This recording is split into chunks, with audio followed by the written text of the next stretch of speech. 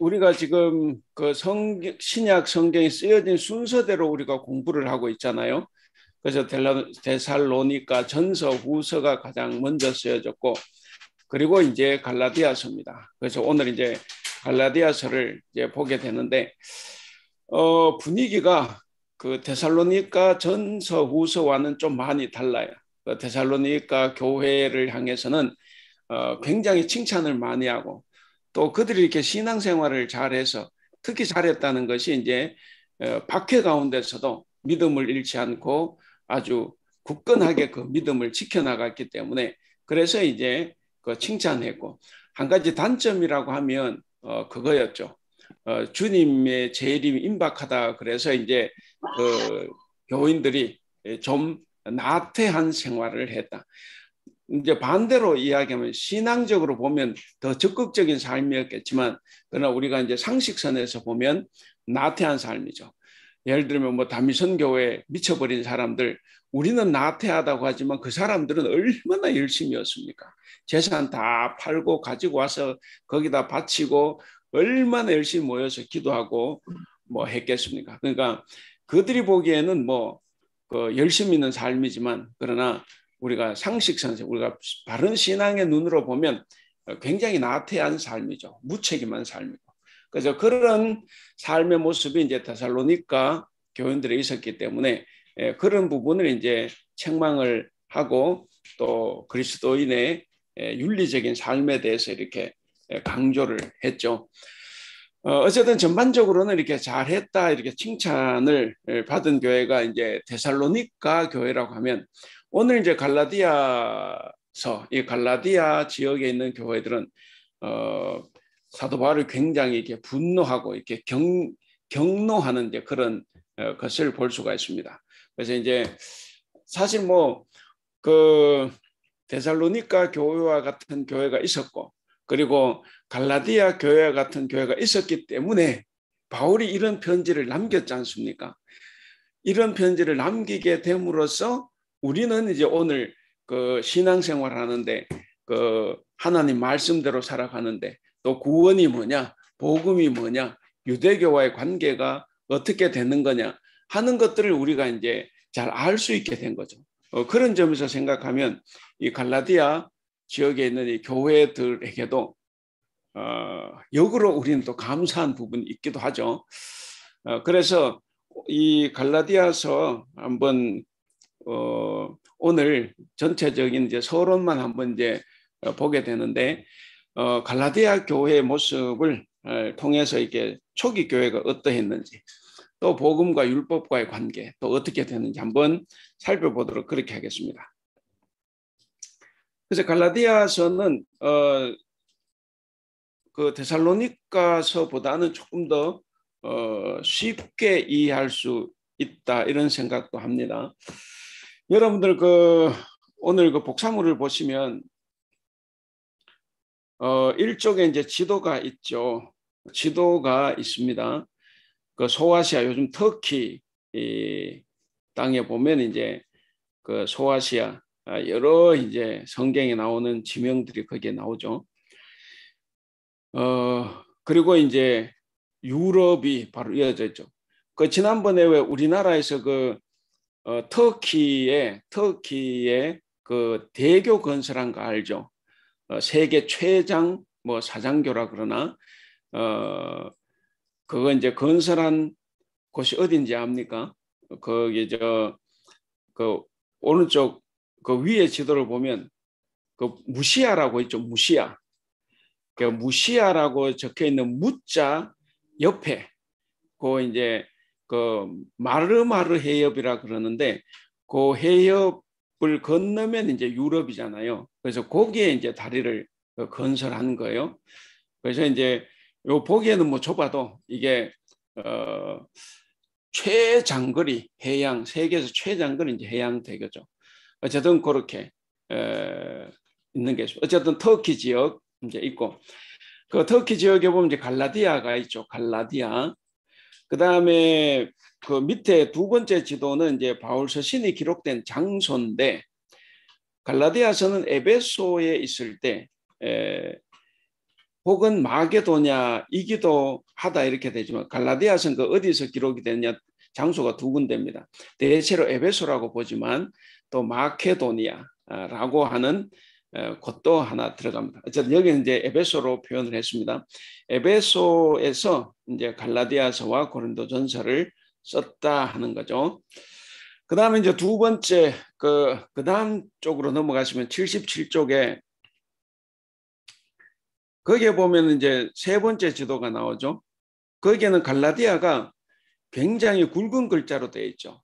그래서 우리가 이제 그 이 갈라디아는 한 동네가 아니에요. 데살로니카는 데살로니카 도시, 에베소는 에베소 도시를 이야기하지만 갈라디아는 우리나라로 말로 하면 영남 지방, 뭐 호남 지방 이런 거죠.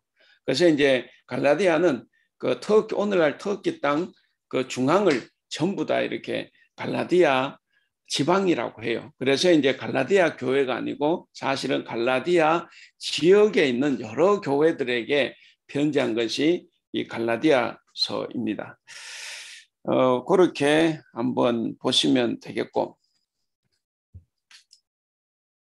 그 밑에 그 지도 밑에 제가 설명을 붙여놨죠. 갈라디아 지방은 오늘날 터키의 수도인 앙카라 주변을 말한다. 비시디아, 루가오니아, 부르기아 지역을 다 포함하는데 바울이 이제 선교행 때마다 이쪽을 쭉 거쳐 이제 지나갔다 하는 거죠. 예, 그래서 그 지도로 갈라디아가 어떤 곳인지 한번 살펴봤습니다. 그 성지순례를 가면 그 이제 그 이스라엘 땅을 잘 가죠. 이스라엘을 가게 되면 이제 저 알렉산드리아, 이집트의 알렉산드리아나 뭐 피라미드 이런 특히 이제 알렉산드리아를 가게 되는데 알렉산드리아 그 다음에 이스라엘 옆에 요르단 이제 이쪽을 가죠. 요르단에도 이제 그 예수님 시대 그 활동한 장소들이 있기 때문에 그래서 이제 다니는데 그 신약 성경 시대의 성지는 또 터키죠. 터키. 이스라엘도 좀 터키. 그러니까 우리 현재 이스라엘 땅이 우리나라 얼마만한 땅인지 아세요? 우리나라 강원도 정도 되는 땅입니다. 그 이스라엘이 그러니까 굉장히 좁은 땅이죠. 그러니까 이스라엘이 좁다는 것이 뭐가 좋으냐면 성지순례 하는 게 좋은 거예요. 나라가 좁기 때문에 다 돌아다닐 수 있는데 근데 이제 터키는 워낙에 큰 지역에 뭐 이렇게 펼쳐져 있으니까 뭐 거짓말 못하면 숙소에서 오늘은 예를 들어서 안디옥 간다 그러면 하루 종일 안디옥 하나만 보고 돌아와야 되는 거죠. 그러니까 이게 이제 성지순례가 쉽지 않죠. 그래서 터키도 성지순례 한다 그러면 거의 뭐 아마 3주에서 4주를 잡을 겁니다. 여러분들 앞으로 성지순례 하실 때 터키까지 간다 그러면 성지순례는 3주나 4주 가까이 될 거고 그냥 이스라엘, 요르단, 이집트만 간다고 하면 뭐 14일만 해도 이제 충분하죠. 자, 어찌됐든 그래서 그 터키가 그렇게 넓어서 그 신약 왜냐하면 바울이 돌아다니는 터키 전역을 다 돌아다니면서 선교 활동을 했기 때문에 이제 그렇게 넓은 거죠. 예, 그 이번에 보신 갈라디아서 서론이 있습니다. 갈라디아서 개론이 있는데 또 이제 7가지인데 이게 이제 굉장히 중요하죠. 저자는 당연히 사도 바울입니다. 바울의 편지. 이건 바울의 친서라 이렇게 하는데 그 갈라디아서 1장 1절 이제 바울의 편지라고 딱 명시가 되어 있죠. 1장 1절에 보시면 사람들에게서 난 것도 아니요 사람으로서 말미암은 것도 아니요 오직 예수 그리스도와 그를 죽은 자 가운데 살리신 하나님 아버지로 말미암아 사도된 바울은 하면서 이렇게 편지를 씁니다. 그래서 이제 사도 바울이다 하는 것을 알고 그리고 바울의 친서다. 바울이 친히 쓴 편지다 하는 것이 이제 초대교회부터 지금까지 인정이 되어 오고 있습니다. 그 다음에 그 두 번째는 이 수신교회, 이 편지를 받는 교회들의 당면 문제나 배경이 뭐냐 그런데 이제 그 나오죠. 구원을 얻기 위해서는 할례를 받고 이건 이제 잘 보셔야 돼요. 갈라디아서를 시작하면 계속 이 말이 반복이 됩니다. 그 바울이 올바른 복음을 전하고 이제 떠났는데 그 후에 바울의 대적자들, 대적자들이라서 오늘 우리가 생각하는 뭐 나쁜 사람 이거라기보다는 잘못된 성경 가르침을 가지고 들어오는 사람이죠. 특히 이제 유대교에서 개종한 이제 그리스도인들이 있습니다. 그 유대교에서 바울처럼 유대교에서 개종한 그리스도인들이 이 사람들이 자꾸 구원을 얻기 위해서는 유대인들처럼 할례도 받고 율법도 지켜야 된다. 이렇게 자꾸 이야기를 하는 거예요. 그러면서 이것을 반대하는 바울은 참 사도가 아니다. 그래서 예루살렘에 가봐라. 예루살렘에 가면 모교에 가면 베드로, 그 다음에 요한, 예수님 동생 야고보 이런 거물급의 그 사도들이 있는데 이 사람들은 바울을 가짜라고 생각한다. 잘못된 가르침이라고 이야기한다. 뭐 이런 식으로 자꾸 이야기를 하는 거죠. 그것이 이제 이 편지를 받는 교회가 당면한 문제입니다. 그래서 거기에 나온 대로 구원을 얻기 위해서는 할례도 받고 율법을 지켜야 하며 이를 반대하는 바울은 참 사도가 아니다라고 선동하는 유대교에서 개종한 기독교 선교사, 그리스도 선교사들이 있다 하는 거예요. 그 사람들이 이제 자꾸 이런 이야기를 했다는 거죠.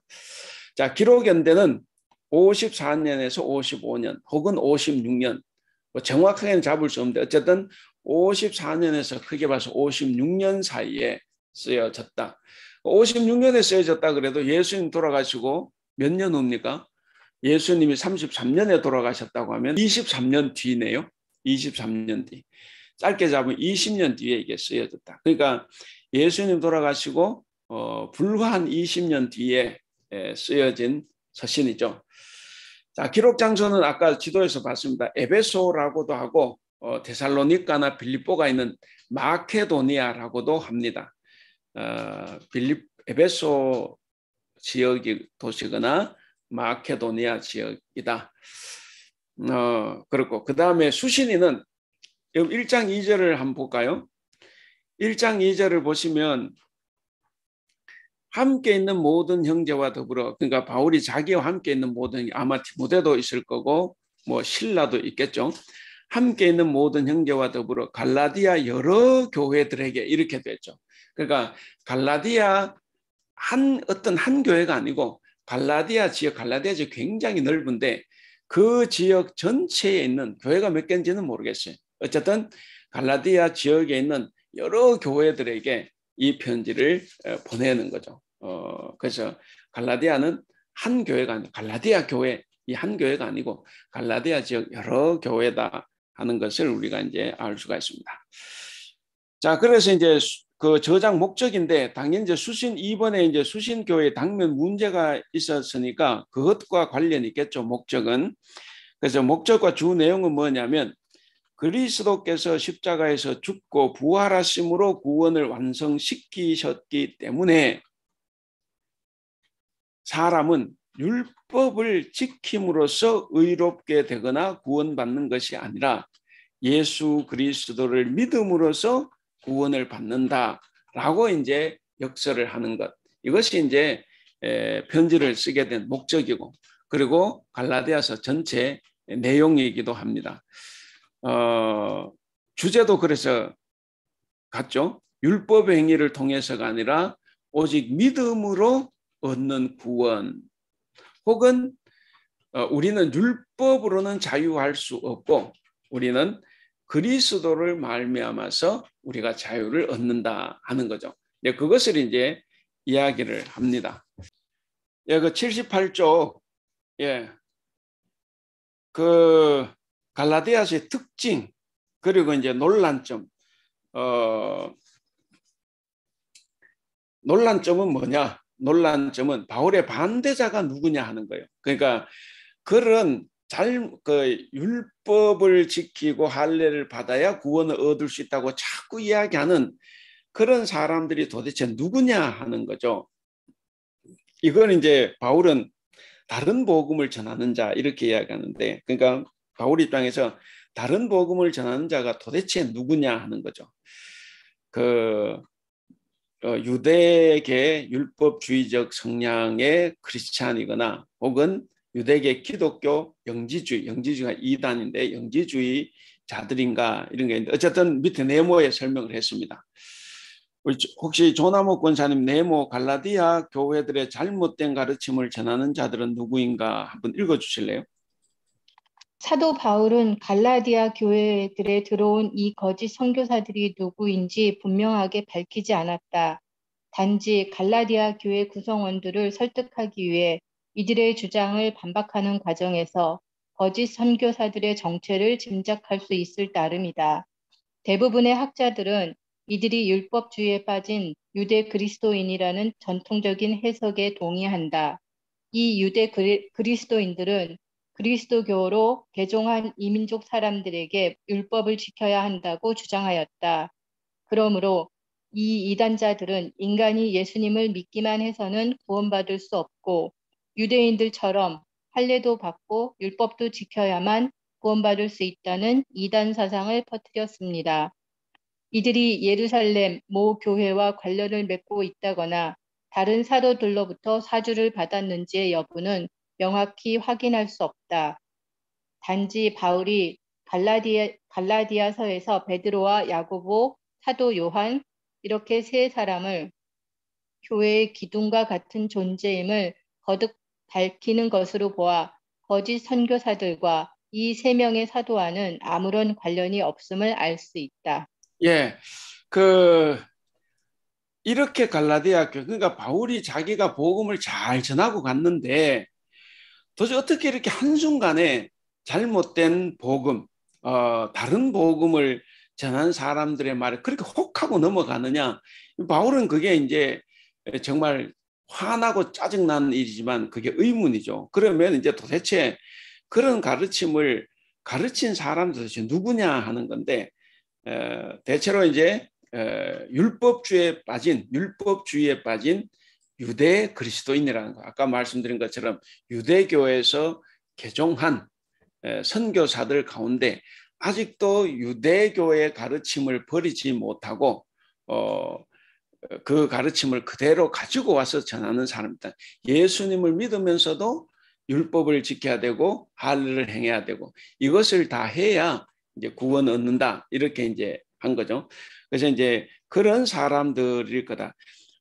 바울은 명확히 표현은 안 했지만 그러나 이제 그들의 가르침을 봤을 때 이제 이런 사람들일 거다 하는 것이고 이런 사람들은 그 두 번째 단락에 나오는 것처럼 다른 사도들 뭐 예수 12제자 있었지 않습니까? 그 사도들과는 전혀 연관이 없다. 그들의 사주를 받았거나 그들의 가르침을 듣고 와서 하는 것이 아니고 이놈들은 이제 독자적으로 이제 그런 유대교를 못 버려서 이제 이렇게 됐다는 거죠. 그 군대 가면 이제 훈련소가 있지 않습니까? 훈련소. 그 훈련소는 뭐 하는 곳인지 알죠? 그 우리 군대 말로 하면 사젠물을 빼는 거예요. 내 사젠물, 그러니까 사제인간이라 그러잖아요. 사제인간. 그러니까 그 사회에서 있었던 그 사젠물을 다 빼고 이제 군대에 이제 맞는 이제 인간으로 이제 탈바꿈시키는 거죠. 그 이스라엘 백성들을 하나님께서 출애굽시킨 후에 광야 40년 돌아다닌 것이 뭡니까? 그게 바로 훈련소죠. 훈련소. 40년은 무슨 훈련을 했느냐? 노예로서의 그 근성, 적어도 400년 이상 노예로 살았기 때문에 철저하게 노예적인 근성을 가지고 있을 거 아니에요. 자발적으로 하는 것이 누가 시켜야만 하고 뭐 이런 거. 어쨌든 그래서 노예물을 빼는 거죠. 그걸 빼서 가나안 땅에 들어가서 정복 전쟁을 수행하고 그리고 땅을 빼앗으면 거기서 이제 독자적으로 수동적이 아니라 능동적으로 살아갈 수 있는 그런 이제 인간을 만드는 것이 이제 광야죠. 그래서 이제 그것을 광야 학교라 그러기도 하고 혹은 광야 훈련소다 이렇게도 이야기합니다. 그래서 노예의 근성을 빼고 이제 하나님의 백성, 자유인으로서의 사람으로 살아갈 수 있도록 하는 것인데, 그러니까 비슷한 이야기죠.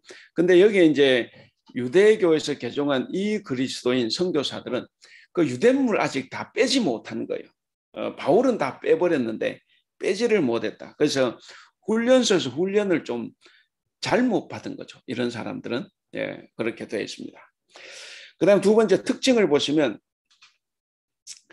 1번 율법과 복음 문제 등 구원론이 주요 주제다. 그래서 로마서의 축소판이다 이런 이야기를 하는데 하여간 저 본문을 들어가 보면 이게 굉장히 잘 나와 있어요. 그래서 제가 오늘 본문을 복사물엔 본문이지만 본문까지 안 들어가려고 하는 거는 그 다음에 시작할 때 같이 해서 같이 맞춰야 되니까.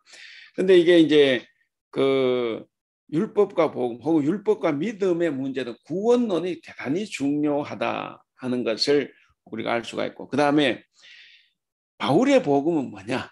바울은 자기의 복음은 내가 독자적으로 개발한 것이 아니라 하나님께서, 그러니까 그 어디죠? 다메섹 도상에서 그 회심 체험을 하지 않습니까? 그때 자기가 하나님께로부터 받은 복음이다 이렇게 주장을 하는데, 그 바울의 복음과 사도직, 자기의 사도직에 대한 변호, 뭐 늘 이런 말씀을 드렸지만, 뭐 오늘날 우리는 사도 바울을 뭐 최고의 사도로 생각을 하지만, 그러나 당시 사회에서 사도 바울은 굉장히 힘이 미약하죠. 왜 그러냐면 전과가 있지 않습니까? 전과. 유대교인으로서 적극적으로 그리스도인을 박해한 사람. 이런 사람이 하루아침에 변화가 되니까 잘 믿을 수가 없는 거죠. 뭐 변화되는 과정이 뭐 1년이 걸렸거나 막 그 어떤 막 그런 것 때문에 그 그리스도인들을 만나서 씨름하고 막 이런 토론도 있고 뭐 이런 게 있으면 믿을 만한데 하루아침에 변해버렸잖아요. 그러니까 그걸 보지 못한 사람들은 바울을 의심하는 거죠. 저는 뭔가 속에 칼을 갈고 있을 거다 이런 건데, 그러니까 당시 사람들은 예수님의 제자였던 이 사도들보다는 한참 하수죠. 밑이었습니다. 그러니까 이제 그 바울은 항상 자기의 사도직을 꼭 변호를 하는데, 특별히 이 갈라디아서에서는 자기의 그 사도직을 굉장히 적극적으로 변호를 합니다. 아까 이야기했잖아요. 반대자들이 그렇게 가르치는 것은 잘못됐다고 이야기하면서 이제 그는 예루살렘에 가면 예루살렘에 있는 사도들, 소위 말 베드로, 요한, 야곱 이런 사도들에 비하면 아무것도 아니다. 그러니까 그 사람이 사도 바울이 잘못 가르친다. 이러고 지금 다니기 때문에, 그리고 그것을 갈라디아 교인들이 믿고 그 이단화된 어떤 유대교에 자꾸 빠져들어가는 거예요. 그러니까 이제 사도 바울이 자기 자신의 사도성을 적극적으로 변호를 하는 거죠. 그래서 이제 2장에 보면 그 베드로를 혼냈다는 이야기도 여기서 적습니다. 베드로도 내가 혼냈다. 그리고 베드로가 나가 꾸짖는 이 소리를 듣고 베드로가 바뀌었다. 그래서 예루살렘에 있는 사도들도 나를 다 인정을 한다. 나의 복음을 인정한다. 받아들였다. 이걸 이제 자꾸 강조를 하는 거죠. 그래서 두 번째 특징이 바울의 복음과 사도직 변호. 그 다음에 세 번째 특징은 서두에 감사나 축복의 말이 빠져 있다. 우리가 이제 데살로니가 전서후서를 봤는데 그 감사, 그 다음에 그 인사, 그 축복의 말이 있죠. 다른 서신에도 마찬가지인데, 근데 갈라디아서에서는 그것이 생략되어 있어요. 그리고 오히려 격앙된 바울, 분노에 찬 바울, 이것이 이제 나옵니다. 그래서 그런 것이 빠져 있다. 빠져 있는 그냥 빠졌네 이게 아니고 왜 빠졌느냐가 중요하죠. 왜 빠졌나? 그만큼 심각했다는 거죠. 그 교회 상황이, 교인들의 상황이. 그래서 이제 뭔가 굉장히 분노에 찬 바울의 모습을 볼 수 있습니다. 그리고 네 번째, 반대자들. 아까 위에 네모에서 봤습니다. 반대자들과의 그 신학적인 논쟁을 이제 하죠. 여러분 제가 성경 공부를 시작하면 첫 시간에 아마 그렇게 말씀을 드리는 경우가 많이 있는데, 이 성경이 하나님의 말씀이라는 것을 누가 보존해 왔겠습니까? 당연히 우리 기독교회가 보존해 왔어요. 그리고 우리가 신앙적으로는 하나님 이랬지만 우리가 현실에서 이것을 누가 보존해 왔겠습니까? 바로 바울과 같은 사람이죠. 바울과 같은 사람이 이런 반대자들과의 그 정말 심각한 충돌을 일으키는 거죠. 그러면서 이 복음을 세워오는 거예요. 그러니까 바울 이후에 지금까지 2000년 동안 이 성경 말씀이 하나님의 말씀이라는 것을 이 강력하게 변호를 하고 변증을 하고 이렇게 지켜온 것이 누구냐? 바로 우리가 아니죠. 저도 아니고 당연히 여기에 계시는 여러분들도 아니에요. 우리는 그렇게 세워놓은 사람들, 지켜온 사람들이 지켜온 것을 우리는 배울 뿐이죠. 누가 하느냐? 초대교회 같으면 예를 들어 이 사도들을 비롯해서 중세에 수많은 교부들이 있었고, 그리고 종교개혁자들이 있었고, 그리고 수많은 학자들이 있었습니다. 이런 사람들이 계속해서 이 세상은 우리나라도 그 도올 김용옥 선생 같은 정말 훌륭한 분 있잖아요. 저 그분 존경합니다. 그 훌륭한 분이 이 성경에 대해서 이렇게 비판을 가하지 않습니까? 비판을 가하는데 저는 그 사람하고 논쟁할 수 없어요. 제가 이 성경을 다 잘 모르니까. 그런 사람들하고 논쟁했다가는 내가 깨지죠. 그러면 그런 사람들, 인류 역사에서 2000년 동안 그런 사람들 얼마나 많았겠습니까? 그런 사람들과 논쟁을 해서 결국 이 성경이 하나님의 말씀이고 하나님의 뜻을 기록한 거다. 이걸 주장하고 이것을 지켜온 사람들은 바로 수많은 교부들과 종교개혁자들 그리고 학자들이죠. 오늘날 또 학자들이 많은데 이 사람들이 이걸 지켜오는 거예요. 그래서 우리는 이 사람들의 그 수고를 우리가 알아야 됩니다. 그저 내가 내 혼자 잘 믿으면 되지 아니고 우리 교회도 만약에 누가 와서 이런 잘못된 가르침을 가르치면 빠져들어갈 수 있지 않습니까? 빠져들어가면 그것을 아니다라고 주장하고 아니다라고 설득을 할 수 있어야 되고 그래야 여러분들이 바르게 된 신앙을 가질 수 있지 않습니까? 그렇지 않으면 다 지옥으로 몰려가는 거거든. 그걸 누가 해주느냐? 일단 물론 교회 목사가 중요한데 이 목사도 잘 배워야 되죠. 그래서 이제 그런 수많은 학자들의 가르침이 있었고 그래서 이제 이게 유지가 되온다는 것을 꼭 기억을 해야 됩니다. 그래서 이제 반대자들과의 신학적인 논쟁이 치열하게 이제 전개되고 있다 하는 것이고, 그래서 아까 이제 제가 소두의 말씀을 드렸습니다. 그 갈라디아 지역에 있는 교회가 고마워요. 그랬기 때문에 바울이 이런 편지를 남겼다는 거죠. 그렇지 않았으면 이런 편지를 안 남겼으면 우리가 잘 모르잖아요. 물론 다른 쪽에 설명을 했을 수도 있겠지만, 그러나 이 갈라디아서의 율법과 복음, 율법과 믿음의 관계를 잘 설명을 해놨지 않습니까? 그래서 오늘 제 입장에서는 갈라디아 지역에 있는 교회 성도들이 미혹에 빠진 것은 안 되겠지만 결과적으로 오늘 우리에게는 참 좋은 바울의 가르침을 우리가 접하고 있다 하는 생각에서 또 감사하기도 하죠. 그다음 5번째 특징, 복음을 위한 투쟁.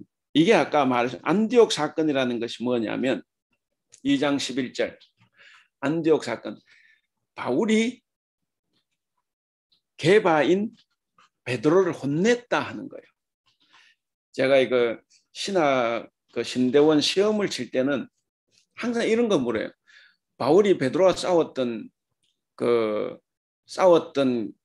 기사가 나오는 그 서신서의 장절을 적으시 이렇게 나와요. 그럼 이제 갈라디아서 2장 11절이지 않습니까? 그러니까 이런 것들은 이제 하여간 수백 개 되지 않습니까? 외워야 되는 것들이. 그건 이제 다 외워야 되는데 이거 참 외우기가 좋아요. 제가 여러분들 가르쳐 드리면 바울과 게바 두 사람이 싸우잖아요. 두 사람이 딱 1대1로 딱 선 거예요. 그래서 2장 11절 아세요? 두 사람이 싸우는데 1대1로 딱 섰다. 그래서 두 사람이 1대1로 서니까 11이 되는 거죠. 그래서 이제 2장 12절이다. 그래서 제가 그래서 기억해 놨기 때문에 안 잊어먹습니다. 어쨌든 이 안디옥 사건 이게 이제 바울도 유대주의자들이 겁이 나서 살짝 뒤로 물러났어요. 그러니까 바울이 그걸 보고 이제 격분을 한 거죠.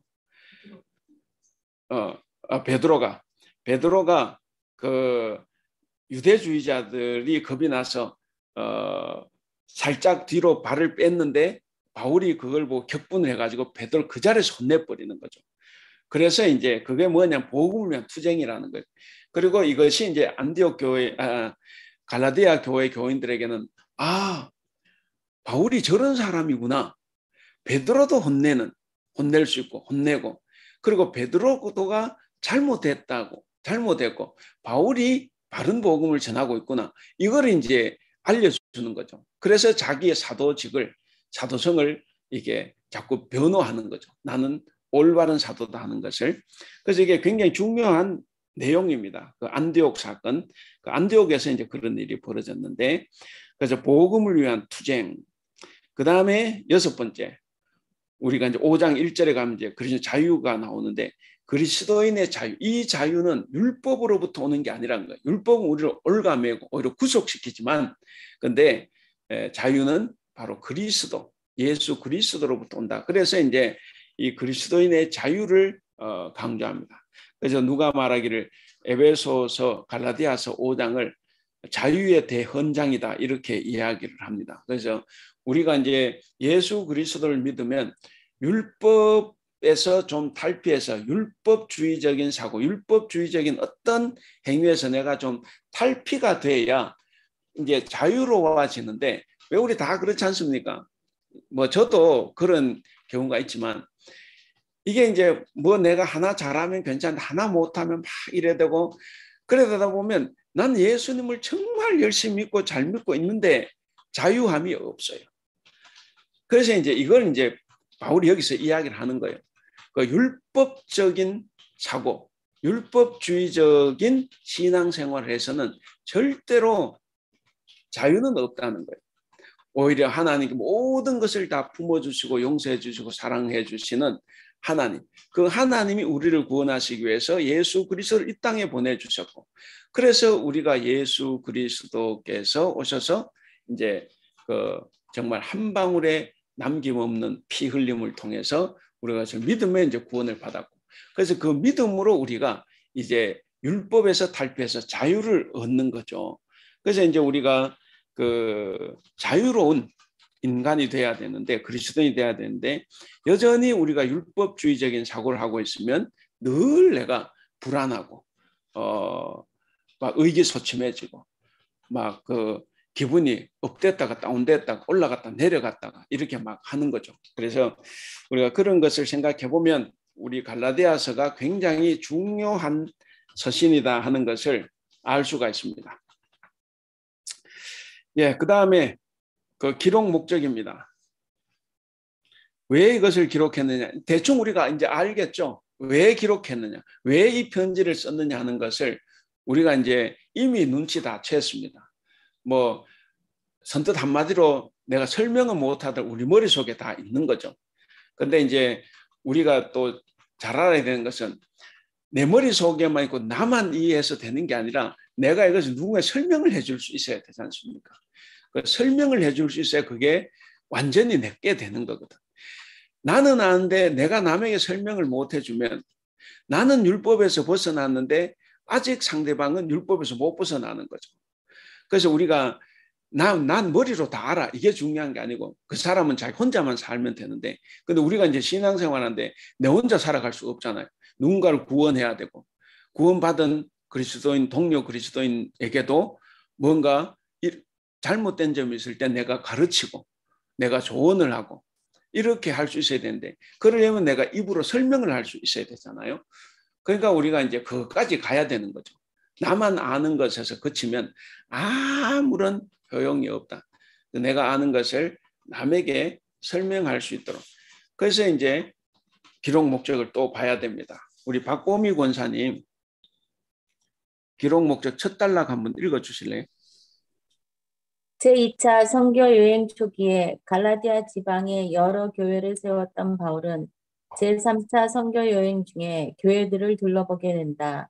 그리고 나서 바울은 에베소로 내려가 3년간 머물면서 선교 활동에 매진한다.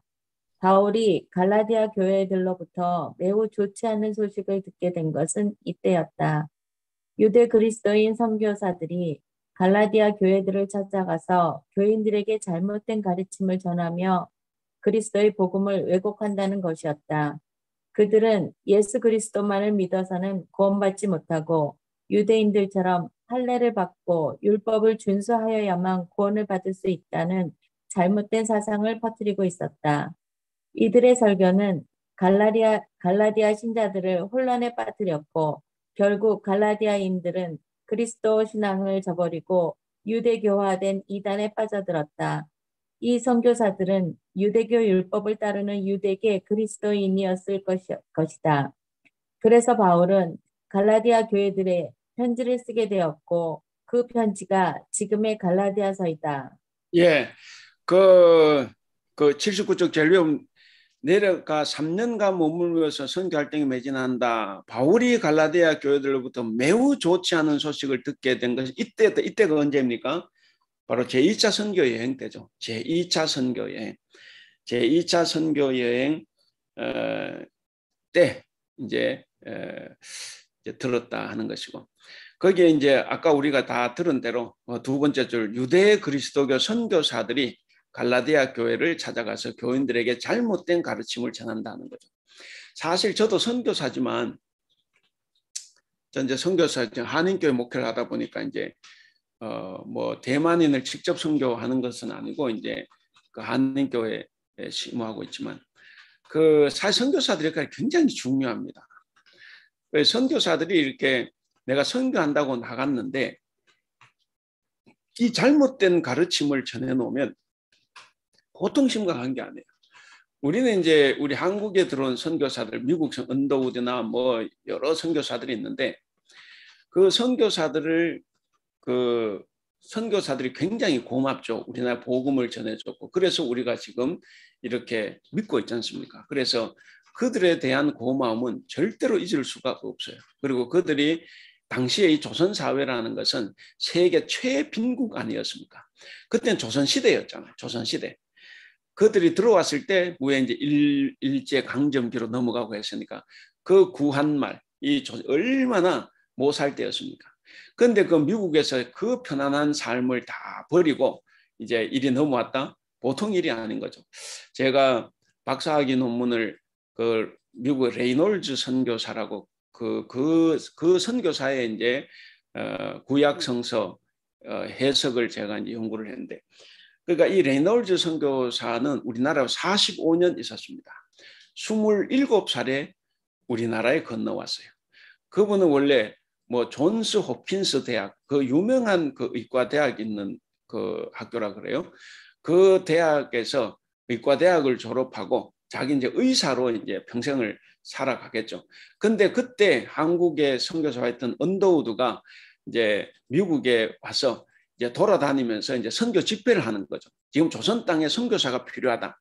그 소리를 들은 이 젊은 레이놀즈, 당시 25살 레이놀즈가 듣고 그 친구들과 더불어서 7명이 이제 같이 조선 땅으로 선교를 가야 되겠다. 그렇게 결심을 합니다.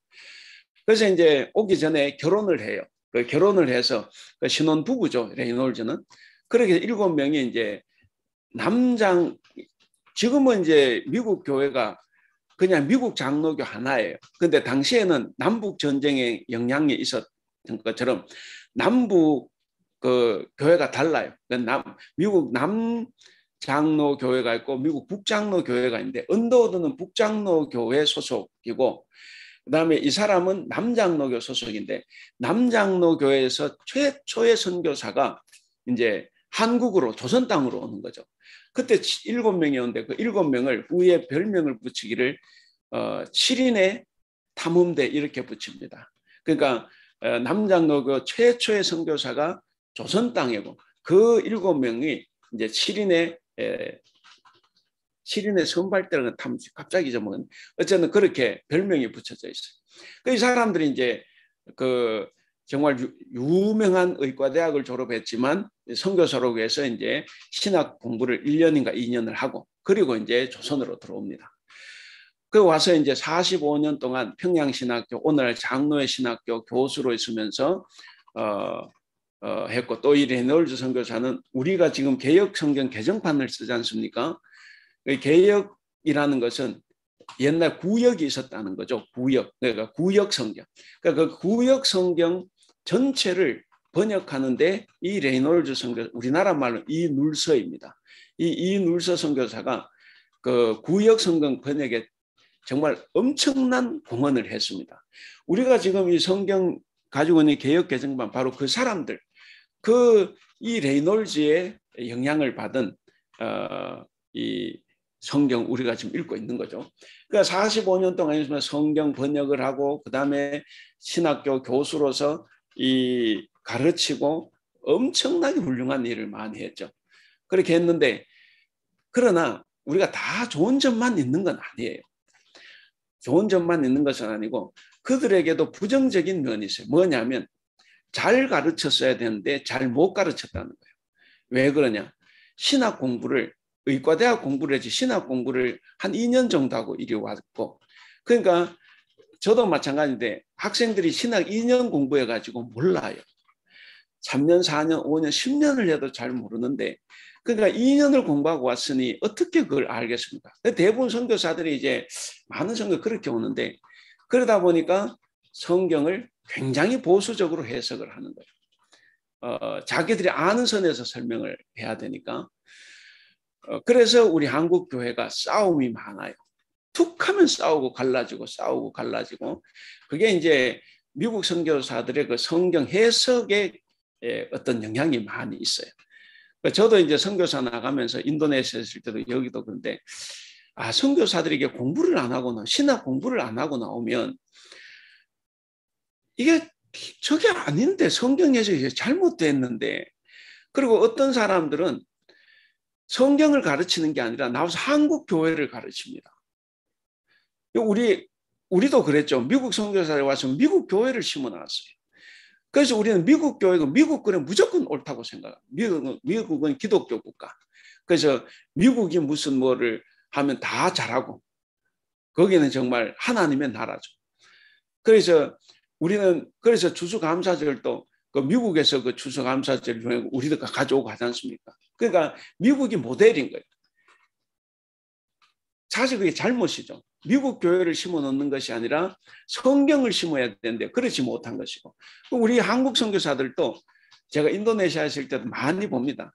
무조건 한국 교회. 제가 중국 연변에도 가봤는데 오면 한국 교회를 심어요. 그 한국 교회 새벽기도, 뭐 한국 교회 뭐 수요 예배, 그 한국 교회 어떤 성장 프로그램. 성경은 말하지 않고 다 어떻게 하면 성장을 하고 부흥을 하고 사람을 많이 모으느냐. 그것만 이야기하는 거예요. 그 한국 교회를 심어 놓는 거죠. 여러분 이게 혹시 이게 문제성을 인식하겠습니까? 이게 굉장히 문제가 많아요. 그래서 이 선교지 사람들이 성경을 선교사를 통해서 못 배운다는 거죠. 그래서 한국 교회를 동경을 합니다. 그래서 다 한국 교회 가고 싶어요. 한국에 가면 첫 번째 코스 명성교회 새벽기도를 가야 됩니다. 그래서 저도 이제 인도네시아 선교사들 2번 한국 모시고 갔는데 그 목회자들 가면 일단 순복음교회 가야 되고 그 다음에 거기 새벽기도에 가야 돼요. 왜냐하면 뭐 이미 그걸 너무 많이 들어가지고 그러니까 이게 참 문제가 많아요. 그래서 우리가 잘못 가르칠 때 잘못된 사상을 퍼뜨릴 때 굉장히 문제가 많다. 제가 그 한남대학교에 있을 때 이제 기독교학과 수업 중에 하나가 아시아 선교 탐방이라는 그 강의 그 과목이 있어요. 그 처음 생겼을 때 이제 제가 그걸 담당을 하고 그 이제 3학점짜리인데 그 이제 아시아 선교 지역을 탐방을 해야 3학점이 나가는 이제 과목이죠. 그래서 이제 멀리 갈 수는 없어요. 애들 돈이 없으니까. 그래서 가장 가까운 곳이 연변이었습니다. 그래서 이제 연변 조선족 마을로 이제 애들 한 20명 정도 학생들 데리고 이제 일주일 갔다 왔어요. 그래서 이제 삼자교회나 지하교회를 이제 방문하고 이제 들었어요. 근데 삼자교회를 갔을 때 대부분 그 담당 교역자, 전도사님일 수 있고 목사님일 수 있는데 이 목사님들이 이구동성을 하는 이야기가 뭐였냐면 한국은 정말 그 예를 들어 명성교회 가봤더니 그 교회학교 프로그램 너무 좋아가지고 다 그게 교육을 너무 잘한다는 거죠. 그런데 이 중국은 18세 전까지는 그거를 교육을 못한다 그래요. 종교 교육을. 그리고 뭘 택할지는 18세가 넘어야 이제 하니까. 그러니까 교회에서 18세까지는 기독교 교육을 못 시키는 거죠. 그래서 우리는 너무 힘들고 그러다 보니까 교회가 약하다. 대부분 다 이런 이야기를 해요. 그래서 제가 이제 반대되는 이야기를 했습니다. 가는 데마다. 근데 한국에는 교회만 맡겨두지 가정에서는 안 시켜요. 그 기독교 교육을 안 시킨다고. 오히려 집에서 늘 학교 공부만 하라고 하지. 어떤 집에서는 아예 교회도 못 가게 하고 공부하라고 한다고. 근데 여러분들 교회는 어떻습니까? 못 나오는데 누가 교육시켜요? 보니까 다 집에서. 그걸 알아서 다 교육을 하는 거죠.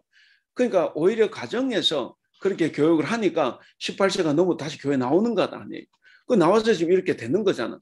그래서 제가 이제 여러 가지로 이야기했더니 그들이 인정을 하더라고. 그래서 내가 오히려 교육 환경이 좋은 우리보다 교육 환경이 나쁘다고 하는 여러분 이 지역이 훨씬 더 기독교 교육을 잘하고 있는 거예요. 그러니까 한국 교회가 좋은 점이 있지만 안 좋은 점도 많은데 그냥 겉모습만 보고 좋아하지 말고 오히려 악조건 속에서 여러분들이 하고 있는 것이 훨씬 더 좋다. 그 이야기를 했더니 그 목사님들이 굉장히 그 자부심도 가지고 좋아하시더라고요. 저는 사실 그렇게 생각을 해요. 근데 이게 왜 그분들이 그렇게 생각하냐? 무조건 거기 오는 선교사들이나 또 초청해서 한국에 가면 목사들이 계속 한국 교회를 심는 거예요. 무슨 기독교를 심는 것도 아니고 성경을 심어주는 게 아니에요. 우리 한국 교회가 어떻게 한다. 그래 내놓으니까 사람들이 다 그걸 부러워할 수밖에 없는 거죠. 그래서 우리가 이제 대만에 있는 교회인데 어쨌든 잘못된 가르침, 이 유대교를 벗어나야 되는데 여전히 유대교에서 못 벗어나서 유대교회를 심으려고 하는 것. 이것이 이제 굉장히 나쁜 거죠. 미국 선교사들이 우리나라 미국 교회를 심어 놓은 것이나 우리가 외국에 나서 자꾸 한국 교회를 심으려고 하는 것이나 이 유대주의자들이 유대교를 심으려고 하는 것이나 다 마찬가지예요. 우리는 늘 성경으로 돌아가야 되는데 우리 성경으로 돌아가지 않고 누가 뭔 일을 했다고 하면 그 사람 한 일만 보고 그 일에서 감동을 받고 그 일을 통해서 또 자기도 뭔가를 하려고 해요. 그러다 보니까 성경은 없고 그냥 세상적인 것만 이제 난무하는 거죠. 그래서 교회가 이제 혼란에 빠지는데 여기도 이제 그렇습니다. 그래서 그런 중간쯤에 보면 그래놨잖아요. 율법을 준수하여야만, 그러니까 유대인들처럼 할례를 받고 율법을 준수해야만 구원받을 수 있다는 잘못된 사상. 예.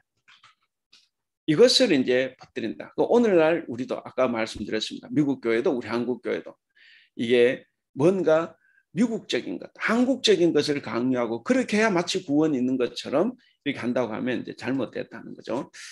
그다음 두 번째 단락입니다.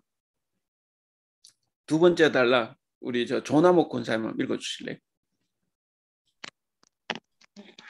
바울은 갈라디아 신자들이 그리스도 신앙을 버리려 한다는 소식을 듣고 에베소에서 갈라디아서를 써 보내면서 그리스도 신앙과 유대교는 무관하다는 논리를 펼쳤다.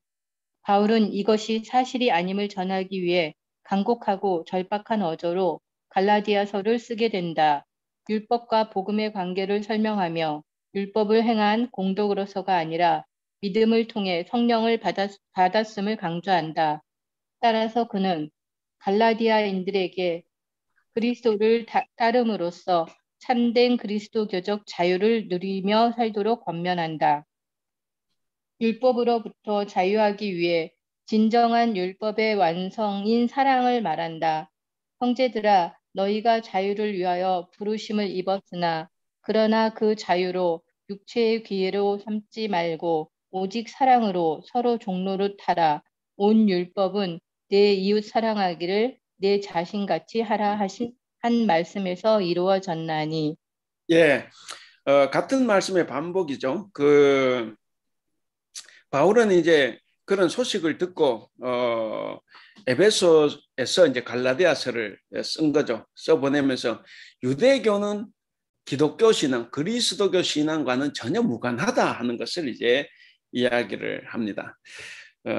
그런 어떤 절박한 심정을 가지고 썼다 하는 거죠. 그 쓰면서 하나, 둘, 셋, 네 번째 줄 율법과 복음의 관계를 설명하고, 그리고 율법을 행한 공덕으로서가 아니라 믿음으로써 우리가 구원을 얻고 자유를 누린다는 것. 내가 율법을 다 지켜 행해야만이 자유를 얻는다는 거 유대교적인 사고예요. 근데 그렇게 해서 율법을 다 지킬 수 없다는 거죠. 그러니까 평생 가도 우린 자유하지 못합니다. 그러니까 그건 있을 수 없는 이야기예요. 그래서 이제 율법을 행한 것으로 어떤 자유를 누리는 것이 아니다. 믿음으로써 참된 자유를 누릴 수 있다는 것을 이제 강조를 하고, 그리고 갈라디아 교인들에게 그리스도를 따름으로써 참된 그리스도교적 자유를 누리며 살도록 이렇게 권면한다 그랬습니다. 예, 밑에 성경 구절 굉장히 중요한 내용이죠. 율법으로부터 자유하기 위해서, 그리고 진정한 율법의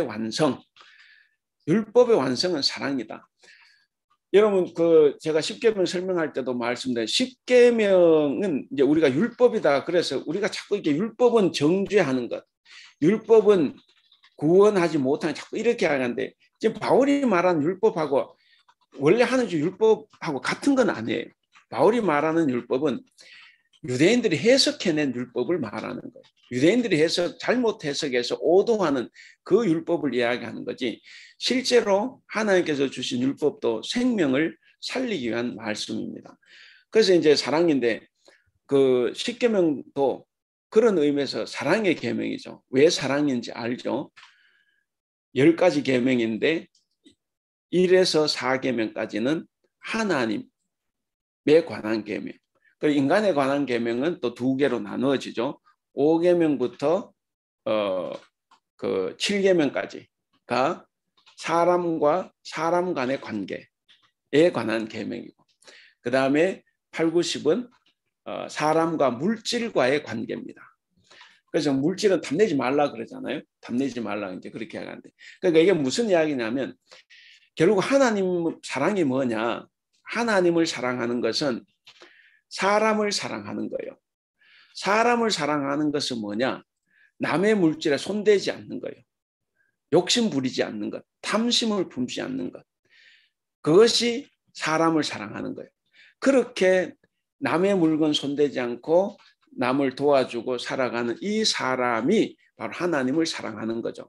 그래서 성경을 이 십계명을 한마디로 사랑해요. 그래서 예수님도 요약을 해주셨잖아요.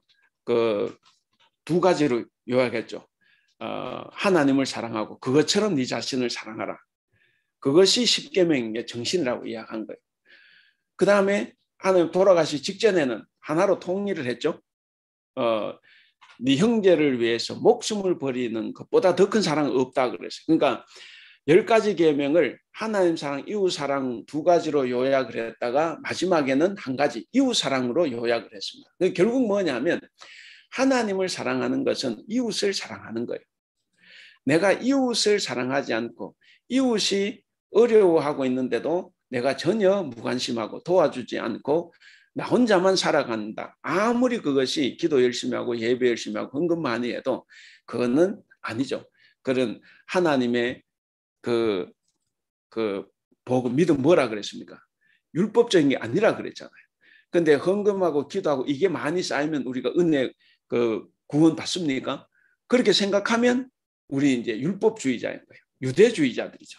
근데 그게 아니라 말씀을 실천하는 데 있는 거예요. 말씀을 실천하는 데.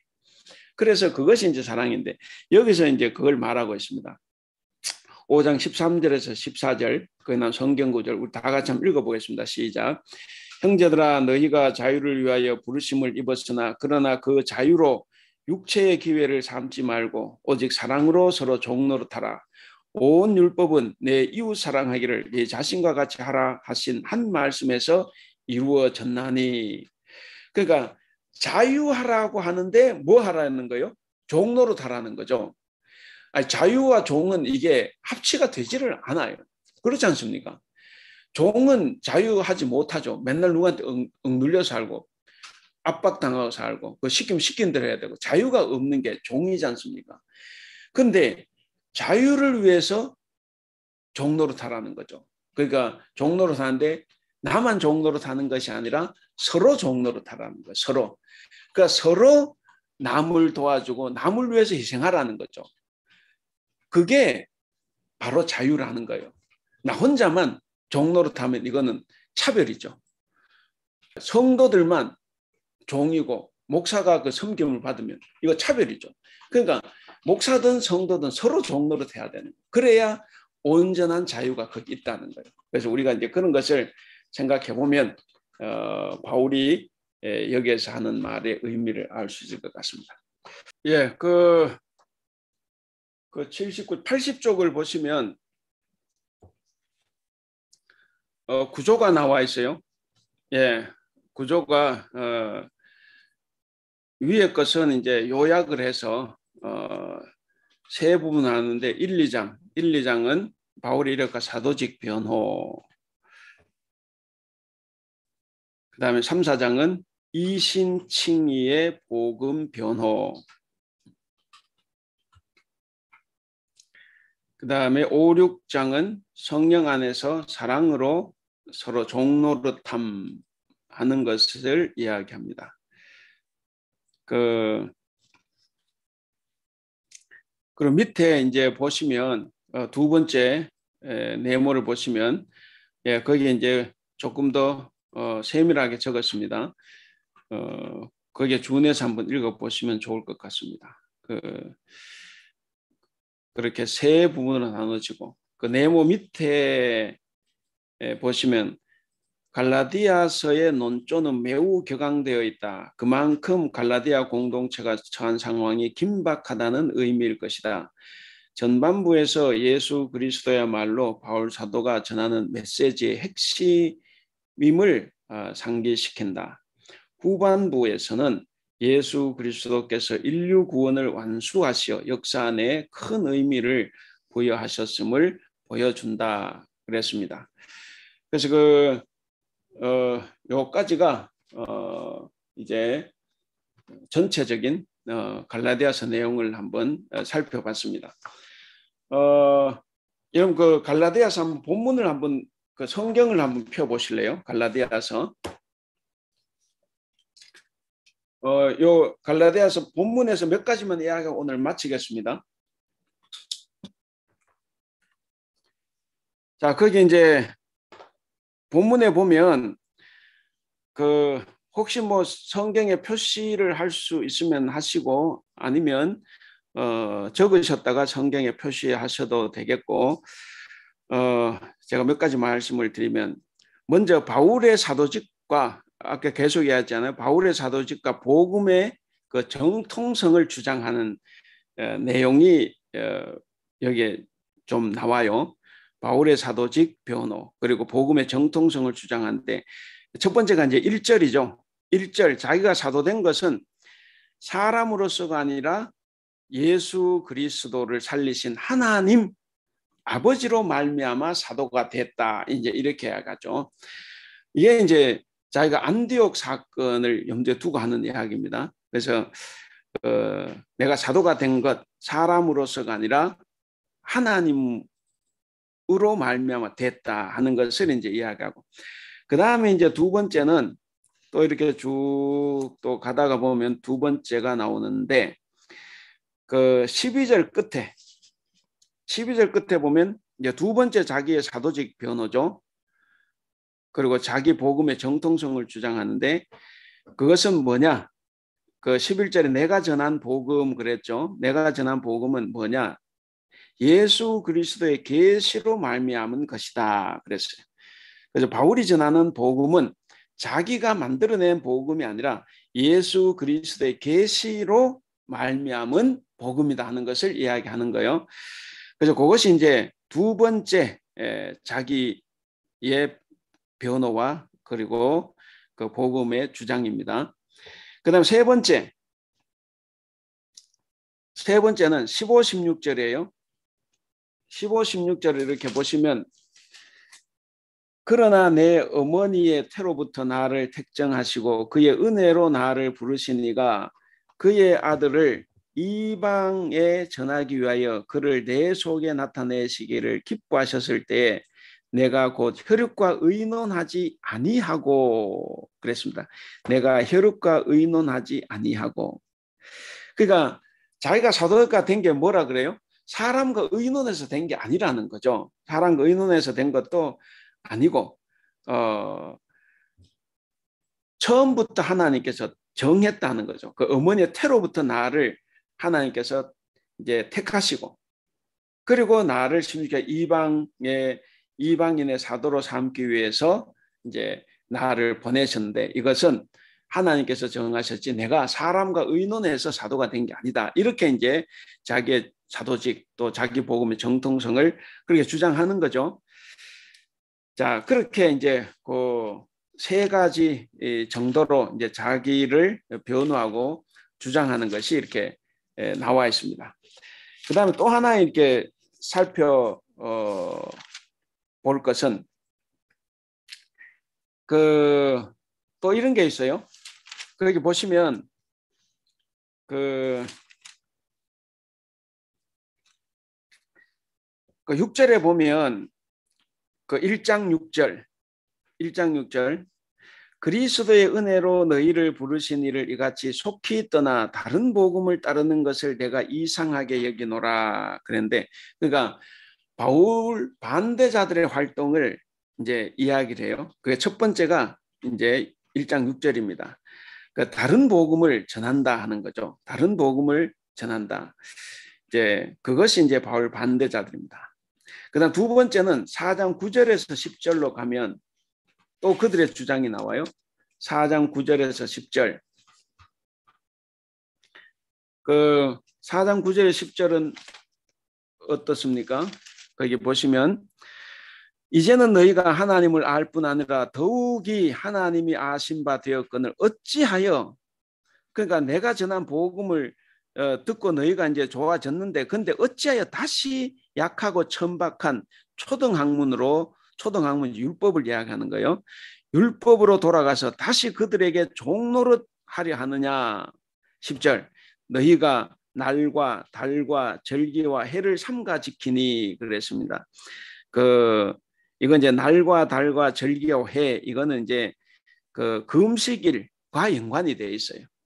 그러니까 그런 어떤 그 종교 의식을 행해야만이 이제 구원받는다 이제 이런 거죠. 그러니까 바울 반대자들은 어떤 사람이냐 거기 나왔어요. 날과 달과 절기와 해를 지키는 사람. 그래서 이제 복음을 받아들인 이 갈라디아 교인들에게도 이제 이런 절기들을 또 금식일들을 지켜야 된다 하는 거죠. 이제 그런 것을 이제 이야기합니다. 그다음 세 번째 이 반대자들의 주장과 활동이 그 5장 2절에 나옵니다. 5장 2절에 보시면 어떻게 나오죠? 5장 2절. 보라 나 바울은 너희에게 말하노니 너희가 만일 할례를 받으면 그리스도께서 너희에게 아무 유익이 없으리라. 그러니까 반대자는 할례를 받아야 된다고 이야기했겠죠. 그러니까 금식도 해야 되고 할례도 행해야 된다. 이렇게 이제 주장을 한 거죠. 그 다음에 네 번째는 뒤이어 4절입니다. 4절에 보시면 율법 안에서 의롭다함을 얻으려 하는 너희는 그리스도에게서 끊어지고 은혜에서 떨어진 자로다. 그러니까 반대자들 주장은 뭡니까? 율법의 행위로 구원받을 수 있다라고 주장을 한 거예요. 율법의 행위로 구원받을 수 있다.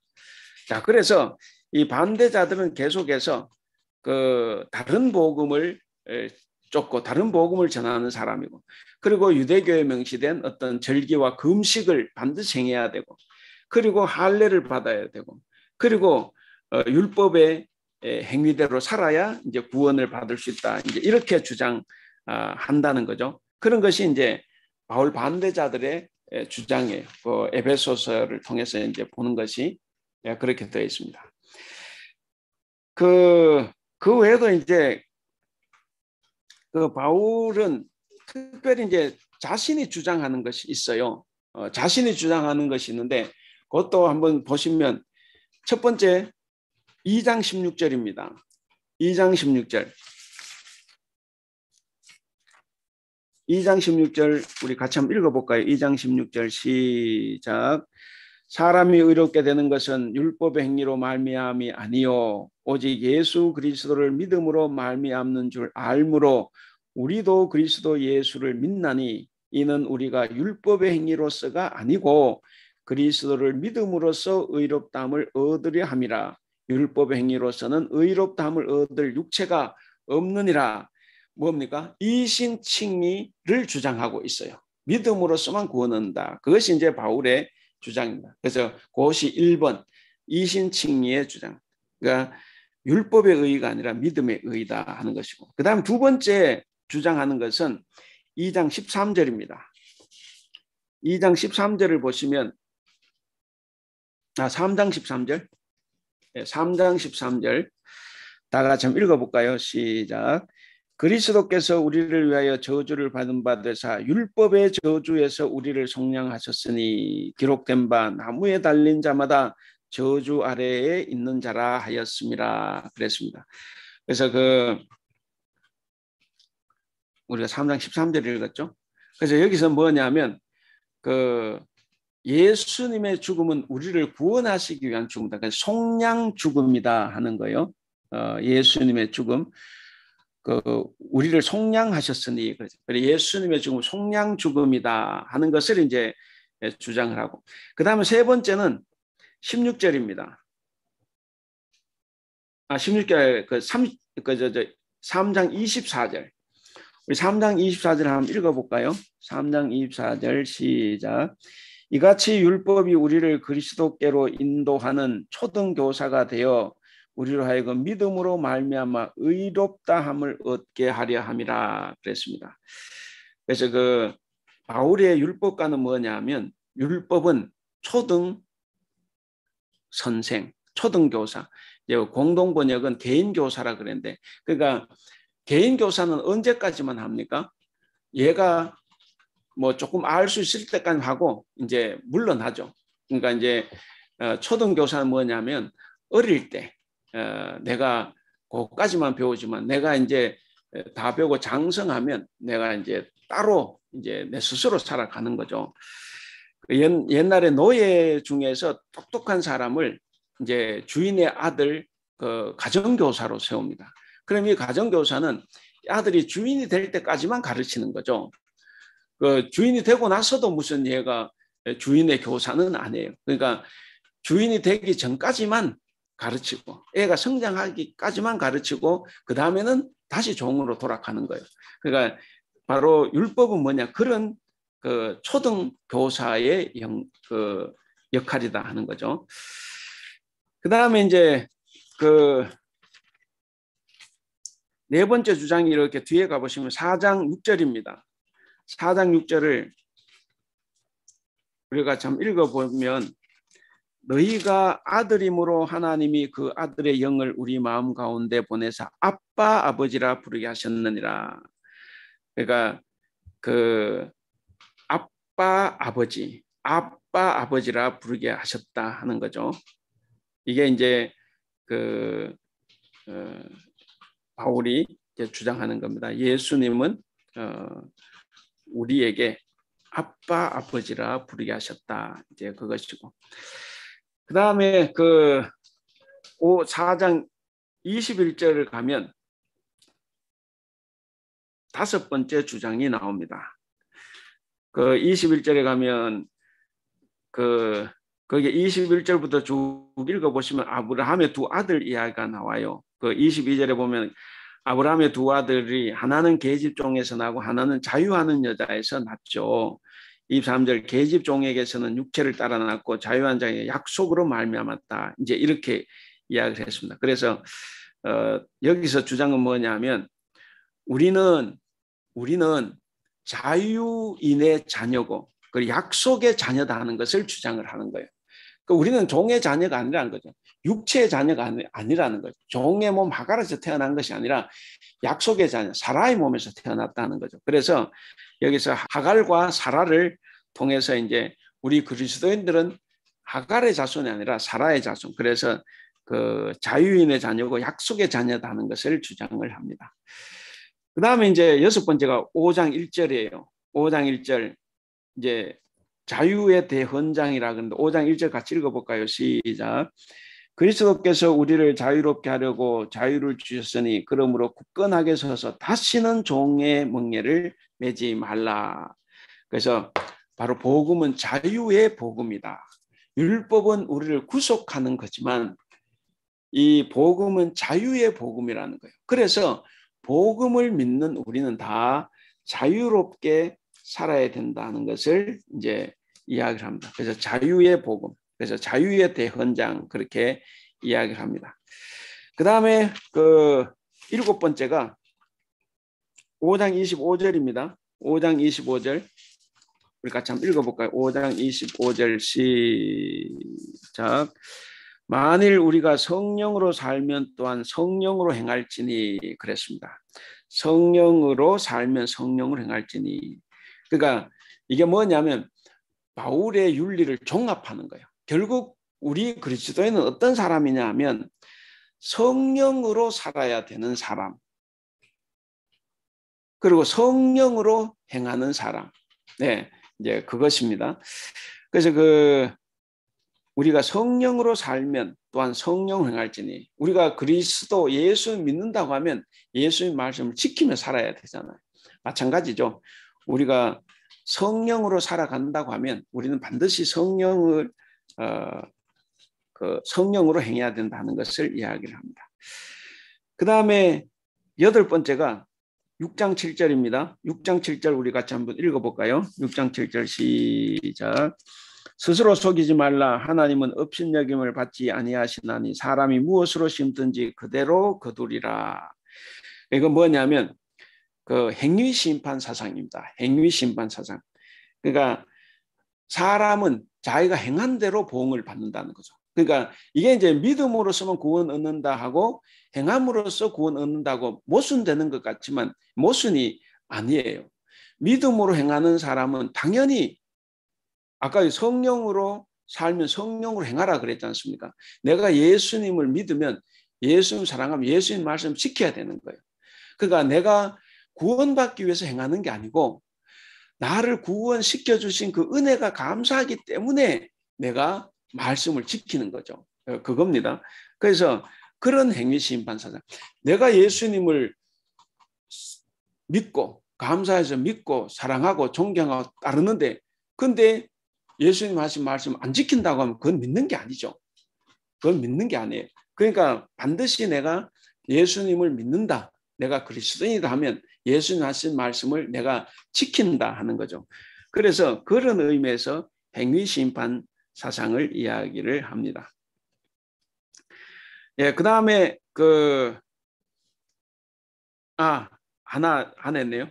그 앞에 그 6장 2절에 또 하나가 나오죠. 6장 2절에 그게 여덟 번째구나. 6장 2절 보시면 우리 같이 읽어볼까요? 6장 2절 시작. 너희가 짐을 서로 지라. 그리하면 그리스도의 법을 성취하라. 그리하여 그리스도의 법을 성취하라. 그러니까 그리스도의 율법은 뭐냐? 그리스도의 율법, 짐을 서로 지는 거예요. 짐을 서로 지는 것. 그래서 그리스도의 법, 그리스도의 율법을 성취하는 거다. 그래서 그리스도의 율법은 뭐냐? 짐을 서로 지는 것. 짐을 서로 지는 것. 그리고 아홉 번째가 방금 말씀드렸던 행위심판사상. 그리고 마지막 열 번째입니다. 마지막 열 번째는 6장 17절입니다. 6장 17절 같이 읽어볼까요? 시작. 이후로는 누구든지 나를 괴롭게 하지 말라. 내가 내 몸에 예수의 흔적을 지니고 있노라. 그러니까 바울은 자기가 예수의 흔적을 가지고 있다 이렇게 이야기를 합니다. 그러니까 이건 뭐냐면 바울의 고난을 상징합니다. 복음을 전하면서 얼마나 많은 고난을 당했느냐 하는 것을 이야기하는데 우리가 이제 예수님을 믿는다고 하면 고난이 있어요. 어려움이 있죠. 뭐 난참도 있고 박해도 있고 뭐 따돌림도 있고 왕따도 될 수 있어요. 그게 예수 그리스도의 흔적이라는 거죠. 그래서 이런 흔적은 내가 감사할 일이지 그것 때문에 내가 그 일을 못하겠다 하는 건 아니죠. 그래서 마지막 바울은 내 몸에 예수의 흔적이 있다. 그렇게 이제 이야기를 했습니다. 예, 간단 시간 좀 있어서 에베소서를 갈라디아서를 조금 더 봤습니다. 예, 오늘은 여기까지 하겠습니다. 예, 그러면 마칠까요? 예, 네. 예, 마치겠습니다. 네, 제가 기도하고 마치겠습니다. 기도하겠습니다. 사랑에 많으신 우리 하나님 아버지 은혜를 감사합니다. 오늘 또 귀한 시간 허락하여 주셔서 갈라디아서 서론을 함께 공부했습니다. 하나님께서 주신 이 말씀, 사도 바울을 통해서 우리에게 하시고자 하는 말씀들을 우리가 잘 배울 수 있도록 도와주시옵소서. 그래서 하나님께서 주신 이 말씀들을 우리 삶에서 잘 실천하며 살아가는 진정한 그리스도인이 다 될 수 있도록 우리를 도와주시옵소서. 한 학기 동안 우리를 지켜주시고 보호해 주신 것 감사합니다. 우리가 배운 모든 말씀들이 우리의 삶에 양약이 될 수 있도록 도와주시고 또 방학 동안 잘 쉬고 다시 시작하는 9월에 우리 건강하게 다시 지금보다 더 즐겁고 기쁘게 주님 말씀을 배울 수 있도록 도와주시옵소서. 감사하며 우리 주님 예수님의 이름으로 기도하옵나이다. 아멘. 수고하셨습니다. 감사합니다. 예, 수고하셨습니다.